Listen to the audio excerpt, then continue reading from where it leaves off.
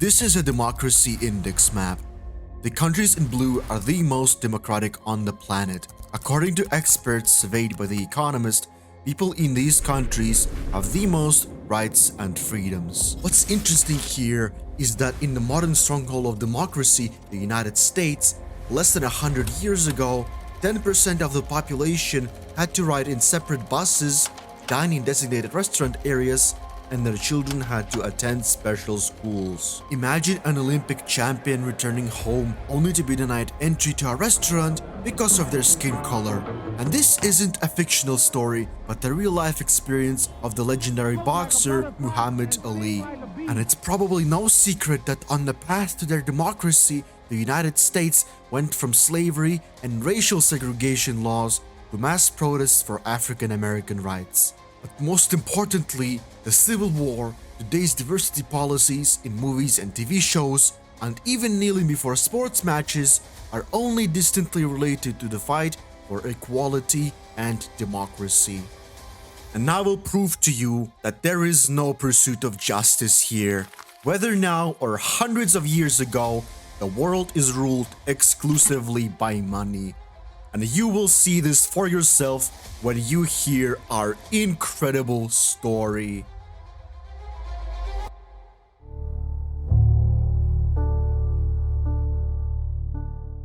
Before you are the Great Pyramids of Egypt. The largest of them is the stone tomb of Pharaoh Khufu, also known as the Great Pyramid of Giza, built 4,500 years ago in the desert from blocks weighing several tons each.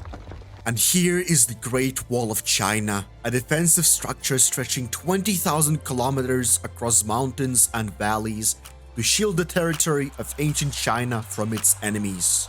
Finally, there's the Colosseum, the largest amphitheater in the world where gladiators of ancient Rome battled to death. Do you know what these structures have in common?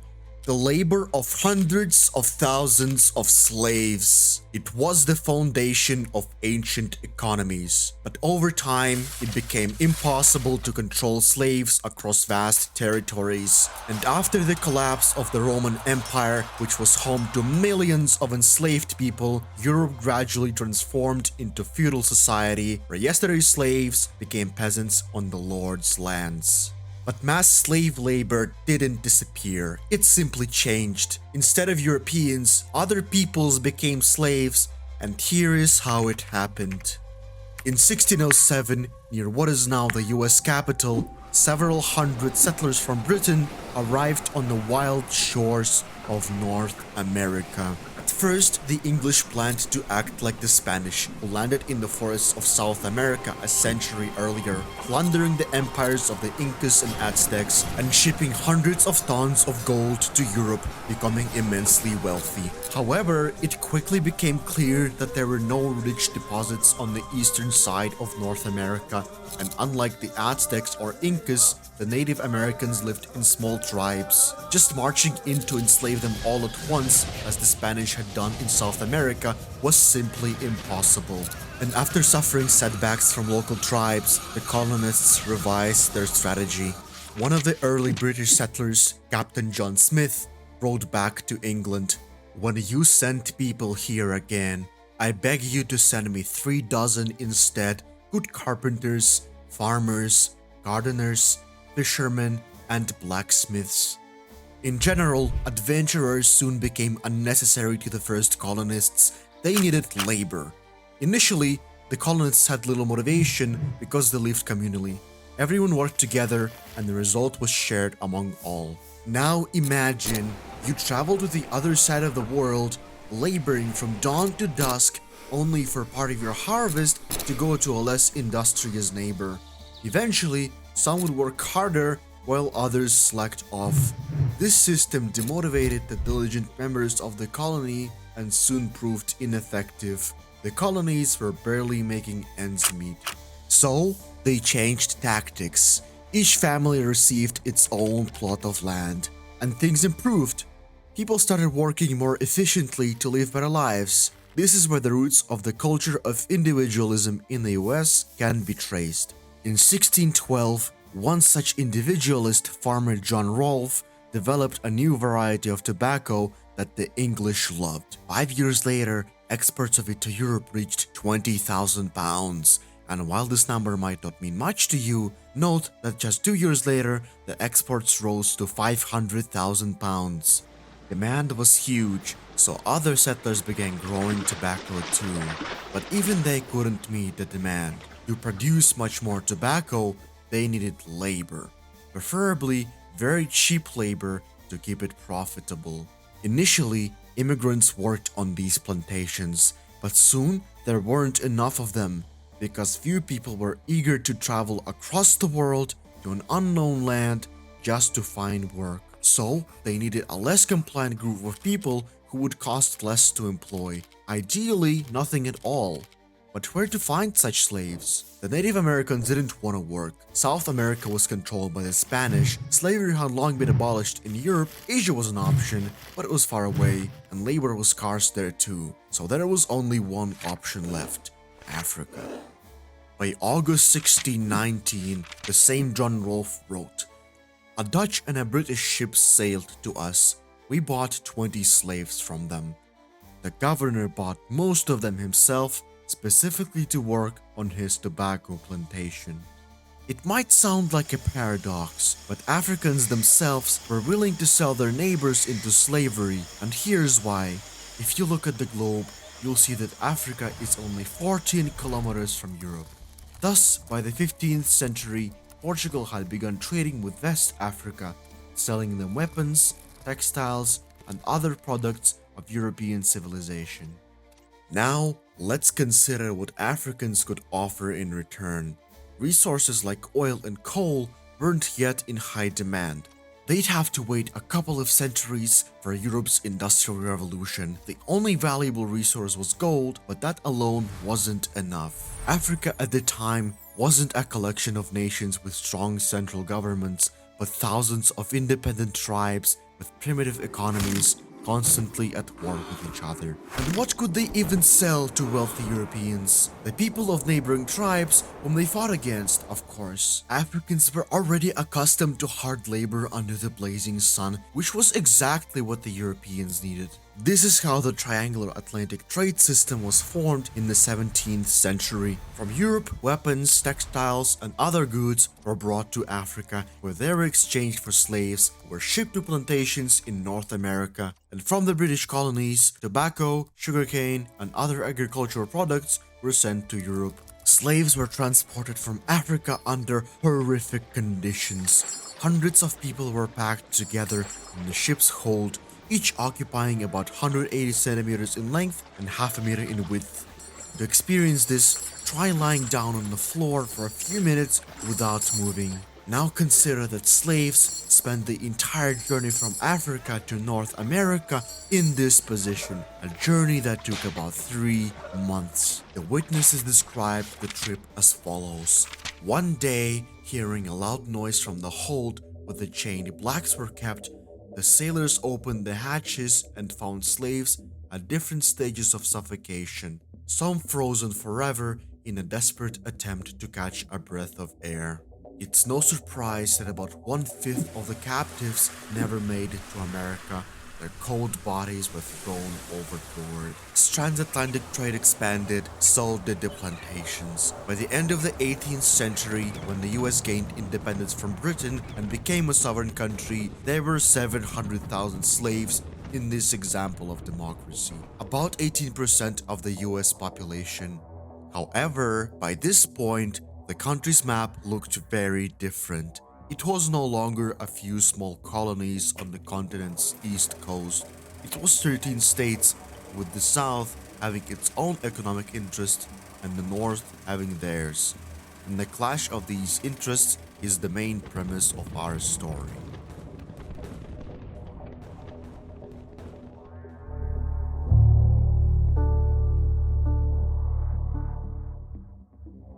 This is what the United States looked like right after gaining independence from Great Britain. The former colonies became a nation that was clearly divided between the North and the South. The division happened because the North had a harsh climate. The manual labor of slaves wasn't very useful for this area. What would they do in the winter when everything was covered in snow?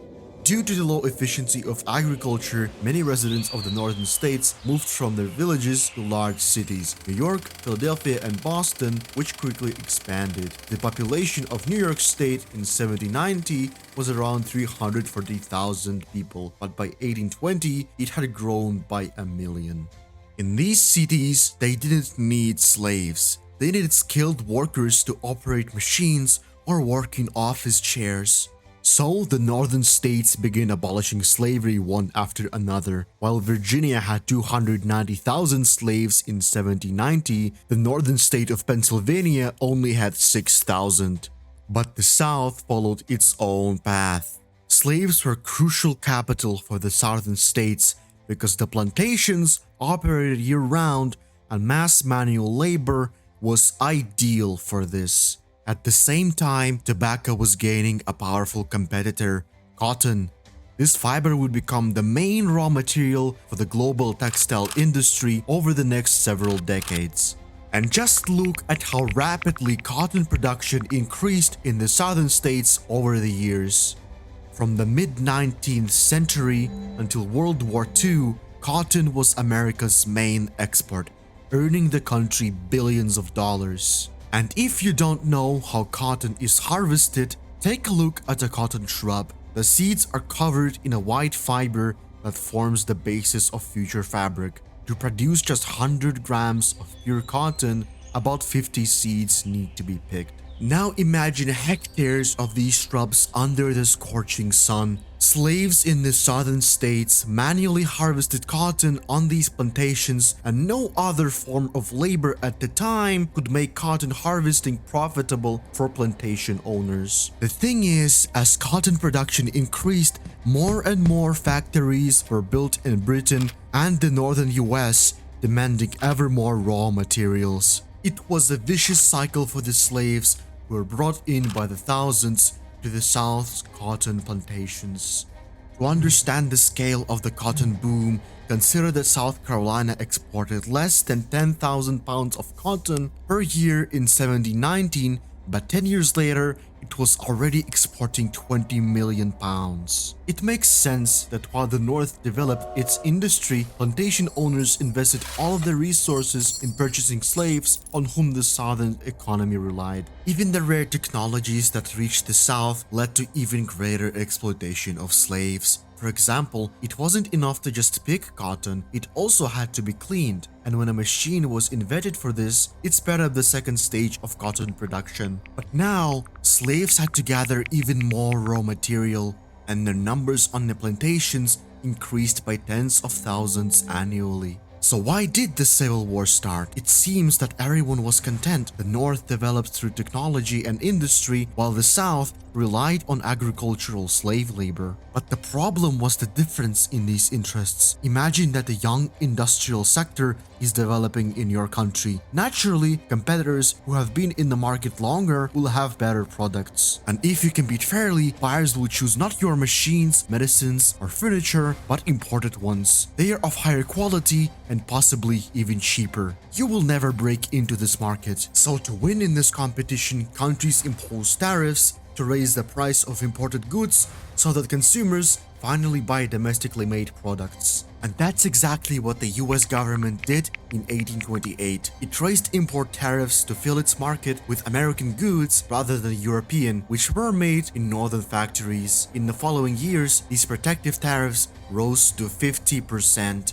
And who do you think was hurt most by this policy? Of course, the South, because it was selling cotton and tobacco, and with that money, it bought tools, weapons, textiles, and European luxuries. So despite the formal unity of the US, the economic interests of the North and South were so different that the Civil War became inevitable. And while the abolition of slavery would play an important role in this war, it wasn't for the reason you might think.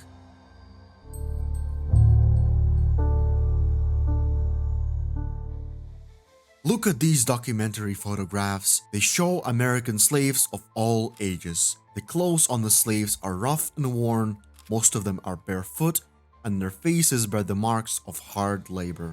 Today's complaints about slave labor conditions over a broken AC would have made them laugh out loud, if they'd had the time to do so, of course. They worked from dawn to dusk under the blazing sun and lived in cramped wooden barracks. It's probably uncomfortable for you to see people in such conditions. That's why the number of Americans advocating for the abolition of slavery grew throughout the 19th century, especially since the cries of liberty, equality, and fraternity born from the Great French Revolution were spreading across Europe. And really, how can a so-called free country speak of democracy when millions there still live in slavery? To understand just how popular the idea of abolishing slavery was at the time, consider that the second best-selling book of the 19th century wasn't Dostoevsky's Crime and Punishment, Hugo's Les Miserables, or even Tolstoy's War and Peace, but Uncle Tom's Cabin by the American writer Harriet Beecher Stowe. The secret of its popularity was that Uncle Tom's Cabin, which tells the harrowing story of a slave named Tom and the horrors faced by black people in the United States, hit the most sensitive nerve of American society and humanity as a whole. The impact from publication of this book was like a whip slash, sharp, clear, and leaving a deep mark. And by the way, if you haven't guessed which book was best-selling, the top spot has always been held by the Bible. However, the release of Uncle Tom's Cabin, despite its public resonance, could not lead to a civil war, as the root cause lay elsewhere. Remember, we mentioned that an irreconcilable conflict had developed between the economies of the North and the South. The latter needed cheap imports, while the former needed support for its industry to boost exports. These interests were incompatible. In 1854, the issue reached Kansas, where both supporters and opponents of slavery began to settle. To determine the fate of the state, a referendum was held so people could decide for themselves whether Kansas should be free or not. The vote resulted in clashes, riots, and disorder, and within the US Democratic Party, a split occurred between the Southern and Northern Democrats. Southern Democrats advocated for the expansion of slavery into all new territories, while Northern Democrats opposed this policy. Because of the split within the Democratic Party and the opposition to slavery among a large portion of the population, the presidency in 1860 was won by a representative of the new Republican Party, which promoted the free market and wage labor as drivers of the American economy. That representative was Abraham Lincoln. The new president supported raising trade tariffs, so the South could expect nothing beneficial from him for its policies or economy. Southerners broke out in a cold sweat. Protest against the North policies, South Carolina seceded from the United States a month after Lincoln's election, followed by 13 more Southern states. Together, they formed the Confederate States of America, elected their own president, a large plantation owner, and adopted their own constitution. Naturally, the North opposed dividing the country, as would any government. And to fully convince you that the fight for slave rights and the abolition of slavery were not the official causes of the Civil War, just read Lincoln's inaugural address, delivered a month after the formation of the Confederacy. I have no purpose, directly or indirectly, to interfere with the institution of slavery in the states where it exists. I believe I have no lawful right to do so, and I have no inclination to do so. For Lincoln, the rights and freedoms of slaves were far from his top priority. The crucial issue in the upcoming Civil War was to prevent the division of the country into two factions. But the Confederacy was determined to live independently and had no intention of submitting to the North or the Republicans. The Southern states demanded that Union troops vacate all federal forts in Confederate territory. In response, Lincoln stated that he had no intention of evacuating anyone, as the forts were on US soil. If you didn't know, throughout the United States, there are small forts that the Spanish, French, and British built over centuries of colonization. These forts became key fortifications during the Civil War.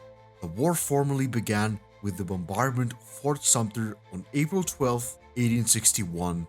Early in the morning, the Confederates began shelling this fort in Charleston Harbor. For the Confederates, controlling Fort Sumter was very important since it gave them the control of Charleston Harbor, one of the South's largest and most important ports for trade and military defense.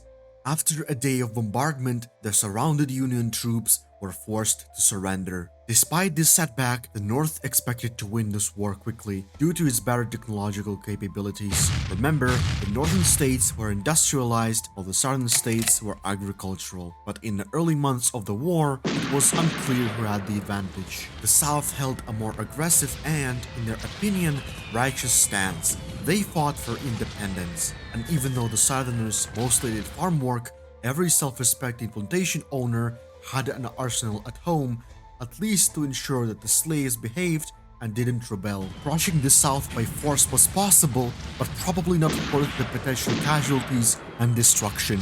So the North took a smarter approach, applying economic pressure by placing Confederate harbors under a naval blockade. Since the Union had many more warships, the southern states were cut off from weapons and ammunition which they had been buying from Europe. Furthermore, they could no longer export cotton as all major ports were blocked by the Union fleet, essentially cutting off the Confederacy's economy. Europe, of course, also suffered from this blockade. With no American cotton, textile mills in England and France came to a halt, leading to mass layoffs. But neither London nor Paris decided to officially intervene in this internal war. A year later, Lincoln dealt another critical blow to the South economy by issuing the Emancipation Proclamation. Here's what the text said. All persons held as slaves within any state or designated part of a state, the people whereof shall then be in rebellion against the United States are thenceforward and forever free. And not a word about abolishing slavery across the entire country. Essentially, the president abolished slavery only in areas beyond his control, and not because he wanted to restore justice, but to deprive the South of its main resource. And he succeeded. Hundreds of thousands of slaves fled from the southern states and joined the Northern Army. The brilliance of Lincoln's proclamation lay in turning the war from a conflict between northern and southern elites into a war for slave emancipation. For those defending slavery, there was not a single chance of winning in the public eye. Was slavery the cause of the Civil War? Obviously no, but was its abolition in the southern states a significant reason for the Confederacy's defeat? Absolutely yes. In the following 3 years, the North completely suppressed the rebels. And 5 days after the Confederate surrender, Abraham Lincoln was shot by a Southern sympathizer in a theater in Washington. On January 31st, 1865, the US Congress passed the 13th Amendment to the Constitution. Under this amendment, slavery was finally abolished throughout the United States. More than 250 years after the first Briton set foot on North American soil, slavery in the US was finally abolished. But if you think that former slaves began living like white people after that, you're dearly mistaken.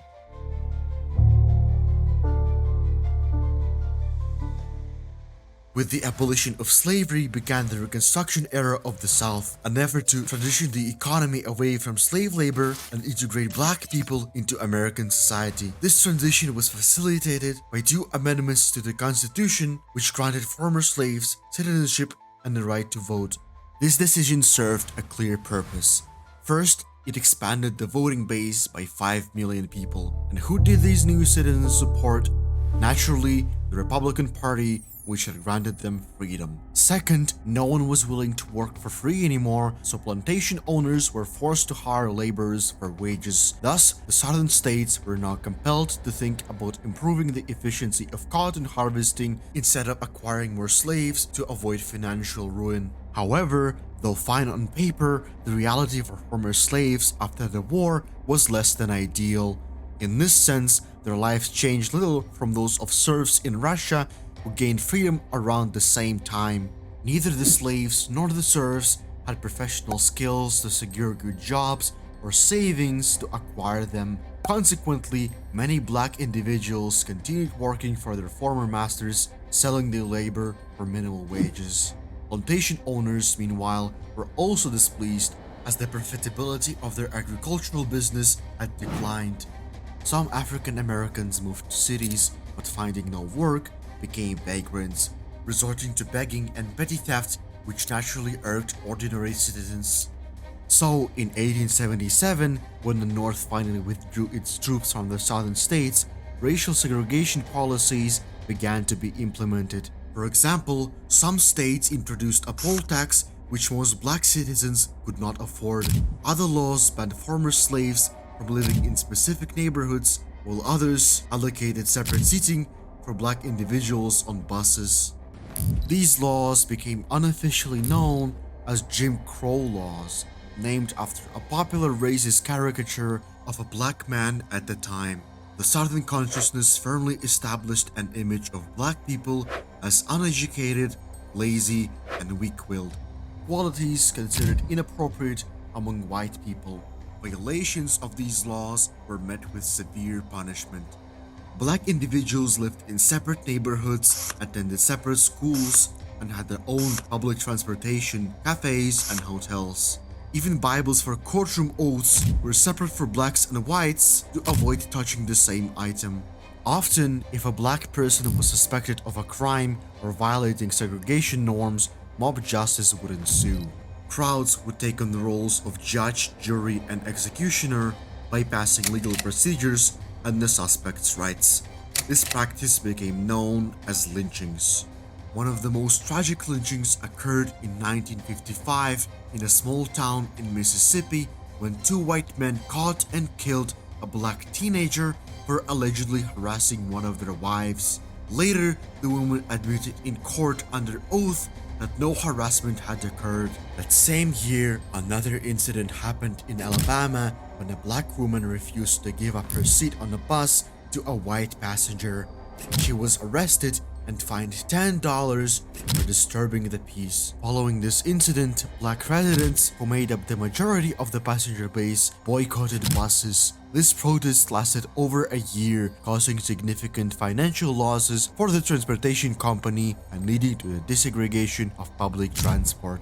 The leader of this boycott was a young preacher named Martin Luther King Jr., then unknown, but who would later become a national figure in the United States. In 1963, he addressed a crowd of 250,000 people in Washington who had gathered to support the rights of African Americans, workers, and believers.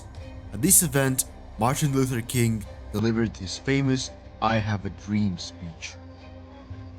I have a dream that my four little children will one day live in a nation where they will not be judged by the color of their skin, but by the content of their character. I have a dream today.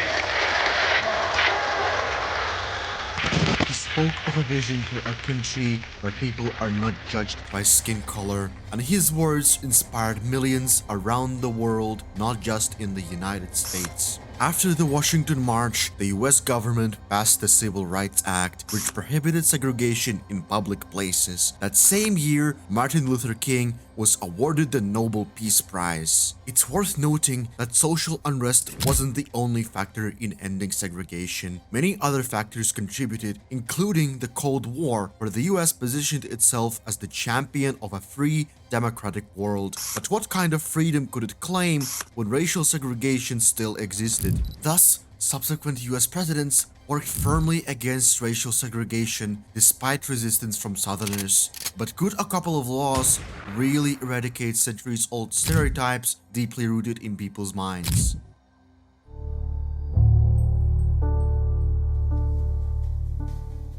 In 2008, in the United States, a country that had ended racial segregation less than 50 years earlier, Barack Obama was elected president. Even his rival in the presidential race, John McCain, acknowledged Obama's skin color while congratulating him on his victory. Congratulate Senator Obama on his election to the presidency of this great country, and I want to point out that having an African American as president demonstrates the great opportunities that this country offers its citizens. If you didn't know, Obama's presidential campaign raised nearly $750 million in donations, the largest amount ever raised by a Democratic Party candidate in United States history. Not everyone was pleased with this victory, however. In New York and Los Angeles, unknown individuals painted cars and buildings with swastikas and the words "Go back to Africa." Discrimination against black people in the US continues to this day. One of the most well-known incidents that shook the world was the arrest of George Floyd. On May 25, 2020, George Floyd entered a store in Minneapolis and tried to pay with a $20 bill. The store employees suspected it was counterfeit and called the police. Officers detained Floyd and pressed him to the ground with a knee on his neck for 9 minutes. Floyd said he couldn't breathe and ultimately suffocated. The video spread worldwide, sparking a wave of mass protests and riots under the slogan Black Lives Matter.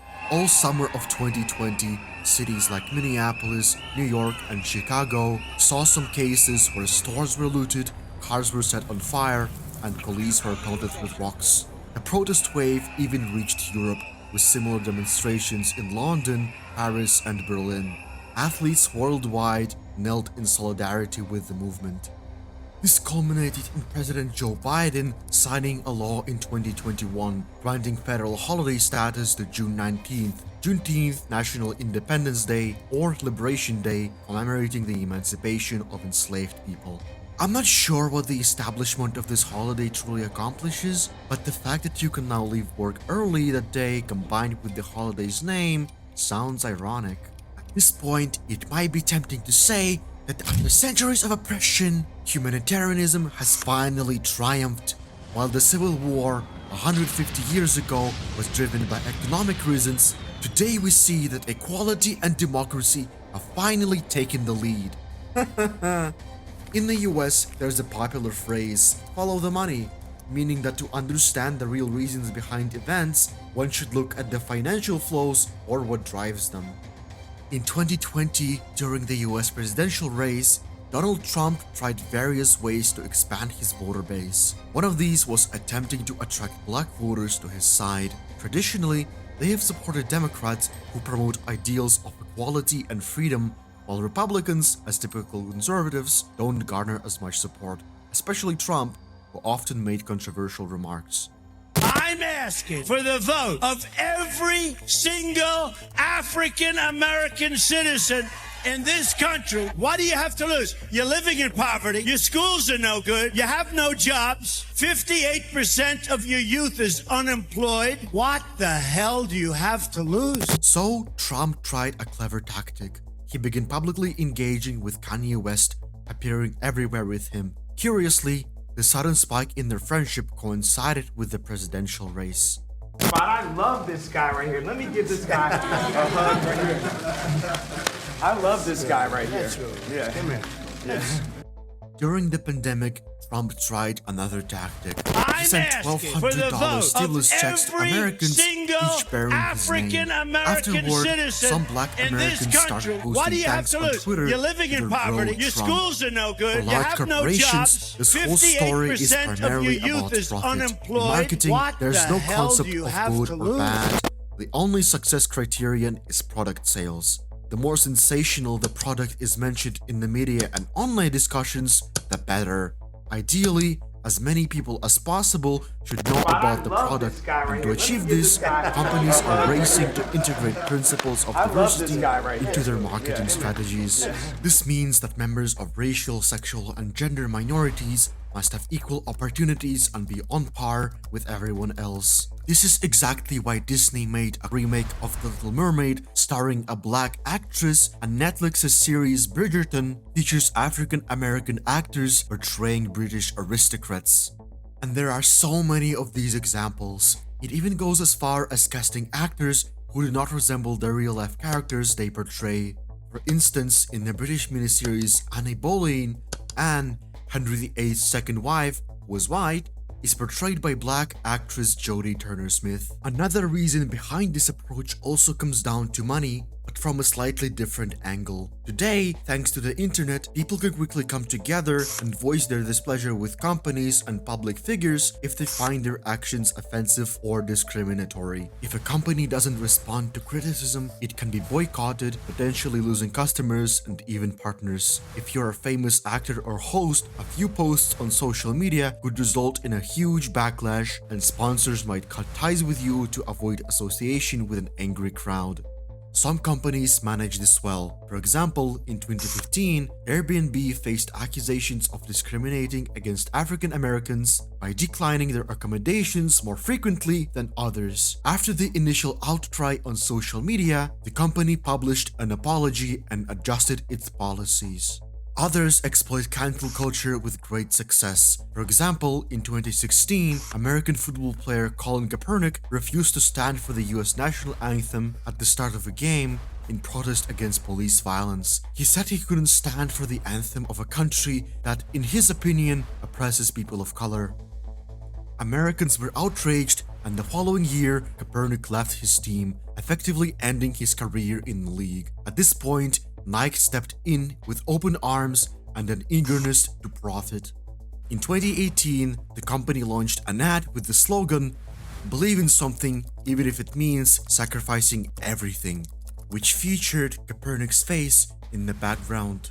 The message highlighted courage and the willingness to stand by one's beliefs regardless of potential sacrifices. After the ad's release, social media users called for a Nike boycott and hashtag spread, but this publicity only benefited the company. Initially, its stock even fell by a few percentage points, but over time, they surged higher than ever. In other words, Nike profited while staying true to the original message. There is no such thing as bad PR. It either exists and pays off or doesn't, and you can't promote your products. When Nike saw an opportunity to make a splash in such a provocative way, they seized it.